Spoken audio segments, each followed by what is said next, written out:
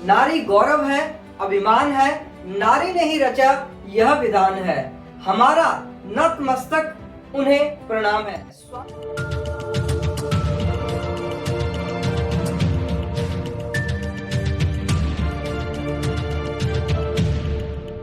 स्वागत है दोस्तों एक बार फिर आप सभी का हमारे YouTube चैनल धूना ज्वेलर्स में। मैं लवली धूना आप सभी का दिल से अभिनंदन करता हूं। आज के दिन 8 मार्च जो है मनाया जाता है इंटरनेशनल वुमेन्स डे, अंतरराष्ट्रीय महिला दिवस के इस शुभ अवसर पर मैं आप सभी का एक बार पुनः अभिनंदन करता हूं। मित्रों, 8 मार्च को अंतरराष्ट्रीय महिला दिवस महिलाओं के प्रति सम्मान, प्रशंसा एवं प्यार को प्रकट करते हुए इस दिन को महिलाओं के आर्थिक, सामाजिक और राजनीतिक उपलब्धियों के उपलक्ष्य में उत्सव के तौर पर मनाया जाता है। नारियों में अपराजित शक्ति और क्षमताएं विद्यमान है, यह हम सभी को पता है। आप एक श्रमिक जो एक एम्प्लॉय होते हैं महिला के रूप में देख लें या एक माँ पत्नी के रूप में देखें, अपने दोहरे दायित्व को निभाते हुए स्त्री अपने अद्भुत साहस, परिश्रम एवं दूरदर्शी बुद्धिमत्ता से इसको निभाने में हमेशा सफल रहती है। मित्रों, बहुत सी आपको जानकारी मिल जाएगी कि 8 मार्च को अंतर्राष्ट्रीय महिला दिवस मनाया जाता है, इसमें ये कार्यक्रम होते हैं, वो कार्यक्रम होते हैं, परंतु यह जानकारी काफी कम देखने को मिलेगी आपको कि 8 मार्च को आखिर अंतर्राष्ट्रीय महिला दिवस या इंटरनेशनल वुमेन्स डे क्यों मनाया जाता है। मैं आपको बता दूं कि यह बात जो है 1908 की है, जब अमेरिका के अंदर अपने मूलभूत अधिकारों को लेकर वहां की महिलाएं जो कि टेक्सटाइल मिल में काम करती थी, उन्होंने एक विद्रोह किया मार्च के महीने में। और उस विद्रोह के करने के जो है 5 या 6 मुख्य कारण थे जो उनकी मांगे थी सरकार के प्रति। तो उनकी जो बेसिक मांग थी, सबसे पहला जो उनका मांग थी वो थी राइट ऑफ इक्वालिटी, यानी कि समानता का अधिकार। क्या होता था कि एक ही कार्य करने के लिए उतने ही समय जो है महिला कर्मचारी काम करता है, उतने समय में पुरुष कर्मचारी अमेरिका में काम करता था।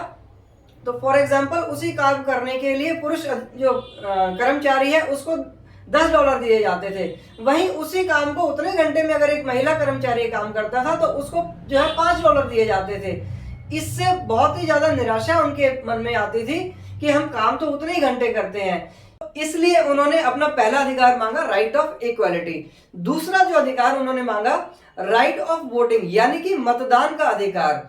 क्योंकि किसी भी देश में लोकतंत्र को जीवित रखने के लिए दोनों धड़ों की पूर्ण रूप से आवश्यकता होती है। जितना मतदान का अधिकार पुरुषों को था वैसा अधिकार महिलाओं को नहीं था। उन्होंने कहा कि अगर सरकार चुनने के लिए हमारा योगदान नहीं होगा तो फिर ये हमारे भलाई के लिए कैसे काम करेगी। तो उन्होंने दूसरा अधिकार मांगा अपना राइट ऑफ वोटिंग, यानी कि मतदान का अधिकार। तीसरी उनकी डिमांड थी रोजगार, यानी कि एम्प्लॉयमेंट। महिलाओं को ज्यादातर जगह पे जो है काम करने की आजादी नहीं थी, तो उनको काम करने के लिए देखना पड़ता था। परिवार का खर्चा चलाने के लिए महिलाओं को साथ में योगदान देना होता था, लेकिन वहां पे उनको काम करने की आजादी नहीं थी। तो उन्होंने अपनी तीसरी मांग रखी एम्प्लॉयमेंट की। मित्रों, चौथी उन्होंने जो डिमांड रखी वो थी वर्क प्लेस, यानी कि कार्य क्षेत्र। किस कार्य क्षेत्र में महिला को रोजगार काम करना चाहिए या नहीं करना चाहिए, यह डिसाइड पुरुष प्रधान समाज करता था। इसके लिए उन्होंने आंदोलन किया कि हमारे को वर्क प्लेस अपनी मर्जी से चुनने का मौका मिले। जैसे कि कार्य क्षेत्र जो है हम अपने हिसाब से चुने, हम चाहे तो किसी भी फील्ड में जाके अपना लोहा मनवा सकते हैं। पांचवा जो उनका पॉइंट था वो था राइट ऑफ बर्थ, यानी कि परिवार नियोजन का जो भी डिसीजंस लेने थे, उसके बारे में जो भी निर्णय लेने थे, वह निर्णय केवल और केवल पुरुषों द्वारा लिए जाते थे। स्त्री केवल एक बच्चे पैदा करने की मशीन की तरह उन्होंने बना रखा था कि जो है सिर्फ जनसंख्या वृद्धि के लिए। लेकिन उन्होंने कहा कि हमें भी यह डिसीजन लेने का मौका मिलना चाहिए कि हमारे परिवार में कितने बच्चे हो, हम अपने परिवार को कितना बड़ा कितना छोटा रखना चाहते हैं। और सबसे अंतिम जो उनका पॉइंट था वो था राइट इन प्रॉपर्टी, यानी कि उनको पैतृक संपत्ति में अधिकार नहीं मिलता था। जो भी माता पिता की संपत्ति थी उसके सारे राइट्स जो है केवल पुरुषों के पास जाते थे, उनके भाइयों के पास जाते थे। तो उन्होंने डिमांड की कि हमारे को पैतृक संपत्ति में अधिकार मिले, हमारे को अपने पति की संपत्ति में भी अधिकार मिले। ये टोटल 6 पॉइंट जो थे, इसके लिए उन्होंने प्रोटेस्ट किया मार्च के महीने में सन 1908 में। और आपको जान के हैरानी होगी, पूरे 1 साल तक ये प्रोटेस्ट चला और मार्च 1909 को सोशलिस्ट पार्टी ऑफ अमेरिका ने अंतर्राष्ट्रीय महिला दिवस की घोषणा की और उस दिन से 8 मार्च 1909 से लेके आज तक हर साल 8 मार्च को अंतर्राष्ट्रीय महिला दिवस या जिसे हम कहते हैं इंटरनेशनल वुमेन्स डे मनाया जाता है। एक चीज और आपको बता दूं कि यह जो आंदोलन था उस समय 1909 से जब से मनाया जा रहा था अंतर्राष्ट्रीय महिला दिवस, यह America, Britain, Germany, Poland, Holland इन सभी जगह चल रहा था। लेकिन 1975 में जाके यूनाइटेड नेशंस ने इसको फॉर्मली जो है माना कि 8 मार्च को अंतर्राष्ट्रीय महिला दिवस या इंटरनेशनल वुमेन्स डे मनाया जाएगा। दोस्तों, एक और नारी करुणा, संवेदना, वात्सल्य जैसे भाव से परिपूर्ण होती है जो युगों से सृष्टि निर्माण में योगदान देती आ रही है। वहीं दूसरी ओर अपने दृढ़ निश्चय, दृढ़ संकल्प, परिश्रम से आज विज्ञान, खेल, समाज सेवा, राजनीति, राष्ट्र सुरक्षा या अंतरिक्ष विज्ञान में हर जगह अपने इसी दम के कारण अपना लोहा मनवाकर देश को गौरवान्वित महसूस करवा रही है। मित्रों, एक और मदर टेरेसा ने मानवता की सेवा में अपना जीवन न्यौछावर कर दिया। वहीं 5 बार की विश्व चैंपियन, मुक्केबाजी में विश्व चैंपियन मैरी कॉम ने साबित कर दिया कि उड़ान हौसलों के पंखों द्वारा ही की जाती है, केवल हमें एक मौका मिलना चाहिए। इसी प्रकार किरण बेदी हो, साइना नेहवाल हो, सानिया मिर्जा हो, बिछेंद्री पाल हो, पीटी उषा हो, इंदिरा जी हो, हेमा दास हो, हजारों नाम ऐसे हैं जिन्होंने हर क्षेत्र में अपना जो है सफलता का परचम गाड़ा है। एक और नारी जब जब पुरुषों के वर्चस्व वाले क्षेत्र में आती है तो हमेशा जो है कुछ ना कुछ नया कीर्तिमान स्थापित करती है, जिसका जीवट जो है उदाहरण आपके सामने गीता बबीता फोगट बहनों ने हमारे को दिखाया, जो कहने पे मजबूर किया हमारे को कि हमारी छोरियां छोरों से कम थोड़ी है भाई। और वहीं अगर पुरुष नारियों के क्षेत्र में जाते हैं तो केवल और केवल मनोरंजन करके दिखा सकते हैं, इससे ऊपर नहीं जा सकते हैं। जिसका एक जीवट एग्जाम्पल आपके सामने उदाहरण है। कपिल शर्मा के शो में कृष्णा आते हैं, अली असगर आते हैं, जो कभी कुछ बन के आते हैं, कभी किसी महिला का रूप धर के आते हैं, कभी किसी का, लेकिन वह केवल मनोरंजन ही करते हैं। एक और आपको बताता हूँ, यह बात आज की नहीं है, तो 20 वर्ष पुरानी है। जब किसी जमाने में बचपन में छोटे छोटे होते थे मित्रों, याद आता है मुझे बचपन का वो टीवी सीरियल, टीवी शोज उल्टा पुल्टा, जिसके अंदर आपको याद होगा कि भट्टी साहब जब बनाने चले थे, फिल्म बनाने चले थे, तो उनकी धर्मपत्नी कहती है कि इसमें कोई भी महिला किरदार जो होगी वो महिला नहीं निभाएगी। तो मजबूरीवश जो है उन्होंने क्या किया, महिला किरदार के लिए पुरुषों को जो है लेके आए और वो बनाने चले थे एक ट्रेजेडी फिल्म। लेकिन उनको जब पुरस्कार मिला गया, फिल्म फेयर अवार्ड जो मिला गया, उनको कैसे बना पुरुषोत्तम, हाँ वो हमने तो अपनी तरफ से ट्रेजेडी बनाई थी। तो यही मैं कहना चाह रहा था कि पुरुष जब भी जो है महिलाओं के क्षेत्र में आएंगे तो केवल कॉमेडी कर पाएंगे, लेकिन महिला जब भी पुरुषों के कार्य क्षेत्र में आती है तो नए से नए कीर्तिमान स्थापित करते हैं।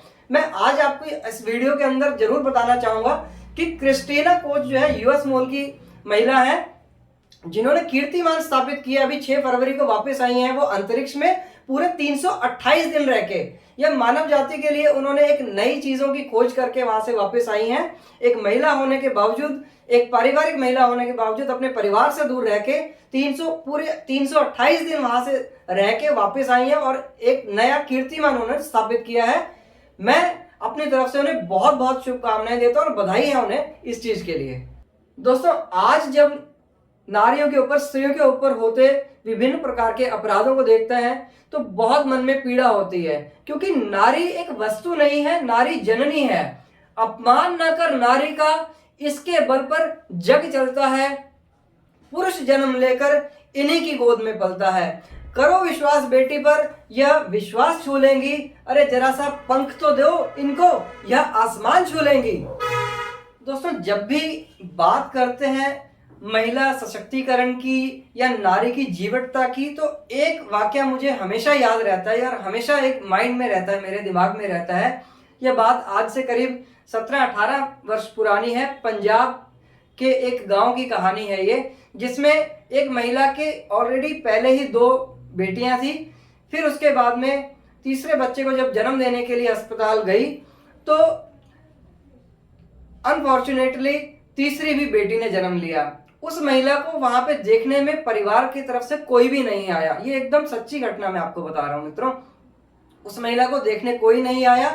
3 दिन तक वो वहीं पे पड़ी रही। उसके बाद में जो है उनके भाई आए वहां पे, उन्होंने आके कहा कि जीजा जी से बात हो गई है, आप जो है इस तीसरी वाली बेटी का कुछ इंतजाम कर दो, उसके बाद ही अपनी 2 बेटियों को लेके घर पे आ सकते हो, नहीं तो उन्होंने मना कर दिया है। उस महिला के पास में कोई भी चारा नहीं था, तो वो महिला बेचारी जैसे तैसे, सर्दियों की बात है, दिसंबर के महीने की बात है, उसने जो है अपनी बेटी को अपने घर के बाहर आंगन में चारपाई पे सुला दिया और बहुत ही भारी मन से जो है उसके कपड़े उतार के साइड में रख दिए ताकि जो है यह लड़की ठंड में मर जाए।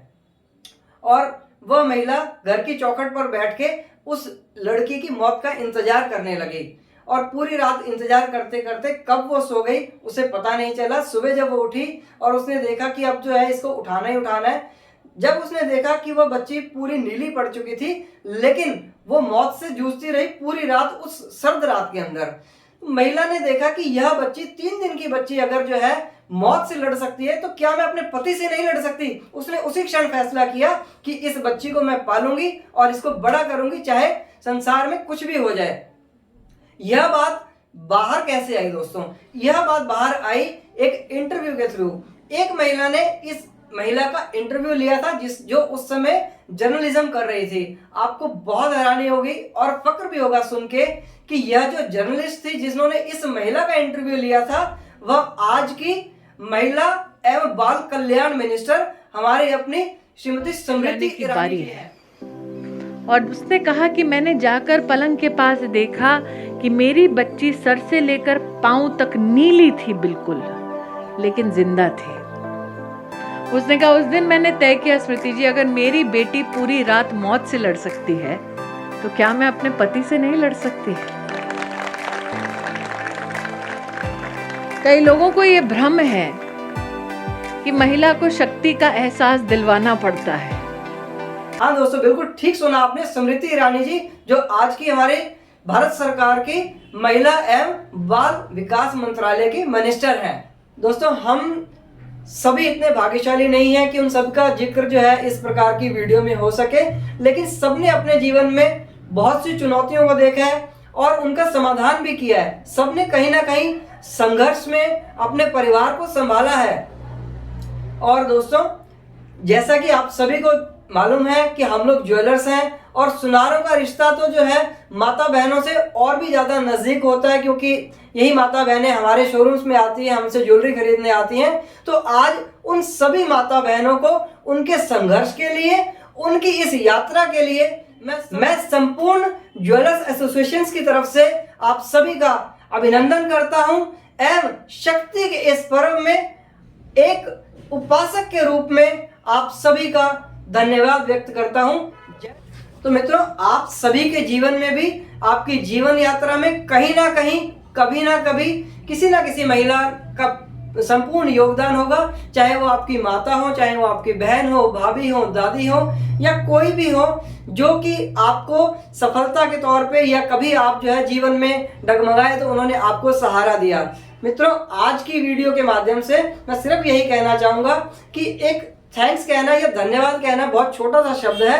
यदि आप उन्हें, किसी को भी थैंक्स कहना चाहते हैं या उनका आभार व्यक्त करना चाहते हैं तो जरूर यह वीडियो एक आभार व्यक्त करने के लिए उन तक पहुंचाएं और उनका धन्यवाद करें जिन्होंने आपको आज इस मुकाम पर पहुंचाया है। जरूर इस वीडियो को शेयर कीजिए। अगर आपको वीडियो अच्छी लगी हो तो वीडियो पे लाइक का बटन दबाएं और हमारे चैनल को सब्सक्राइब करें। इसी प्रकार की कुछ वीडियोस और लेकर आपके सामने मैं हमेशा आता रहूंगा और कमेंट बॉक्स में मित्रों जरूर लिख के रहिए कि आपको अगली वीडियो किस टॉपिक पे चाहिए। जय हिंद, जय भारत।